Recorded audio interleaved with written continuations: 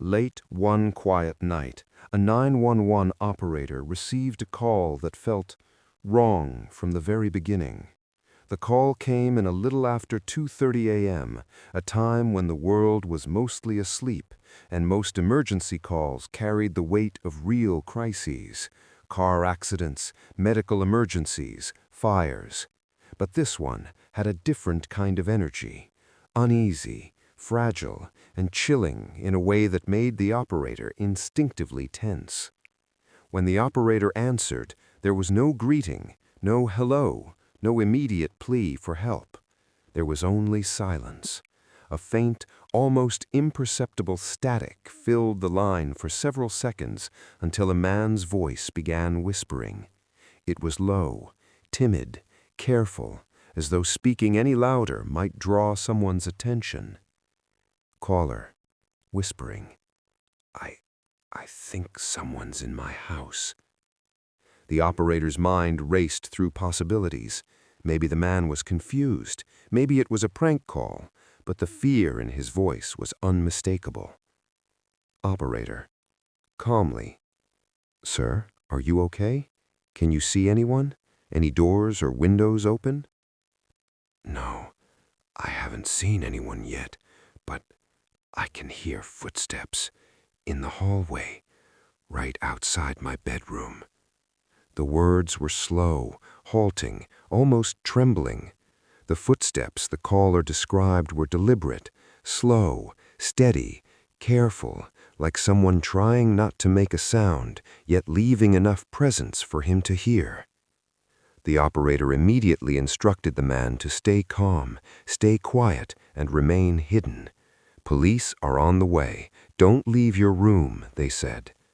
For what felt like an eternity, there was only the faint sound of the man's breathing on the line, each inhale sharp, each exhale cautious. And then the footsteps stopped. Caller, they stopped. I think they're right outside my door. The operator tried to soothe him, measured every word. Stay calm. Officers are coming now. You are safe. Do not open the door. And then, silence. The operator called his name several times, each repetition stretching longer than the last. No response. The quiet became oppressive. The house itself seemed to breathe through the line, holding a tension that wasn't there before. And then it happened. Something strange, something almost impossible to identify. Very faintly, another sound was heard through the phone. A whisper, soft and fragmented, words indistinct but undeniably human. The operator leaned closer, straining to understand, but before any clarity came, the line went dead. Minutes later, police officers arrived at the address. They combed through every inch of the house, every room, every closet, every door, every window.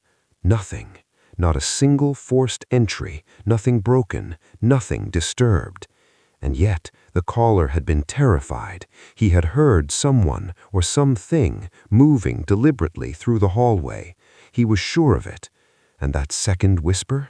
It remained unexplained, a ghostly echo on the recording, hauntingly clear, yet impossible to trace.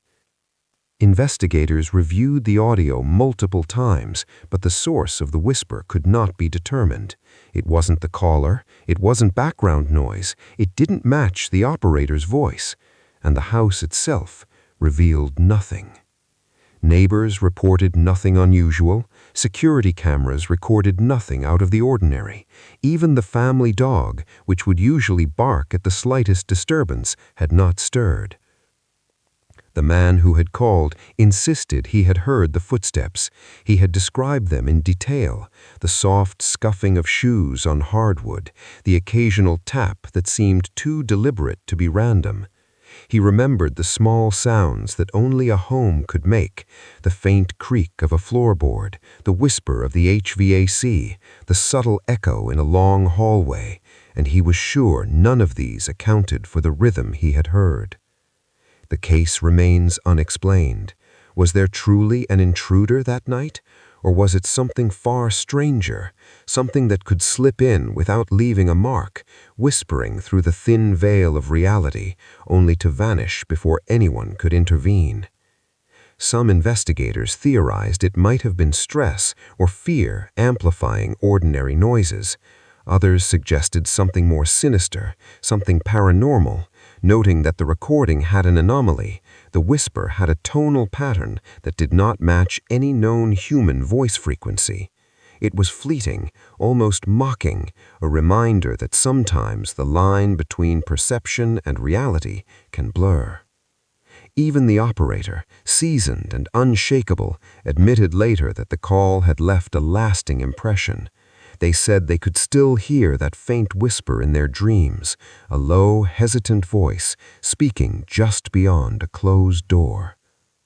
To this day, no one knows what really happened in that house on that quiet night. No intruder was ever found. The man was unharmed, but shaken to his core. And the whisper? The whisper remains, a chilling reminder that sometimes fear is not just imagined. Whether it was human or something else entirely remains a mystery.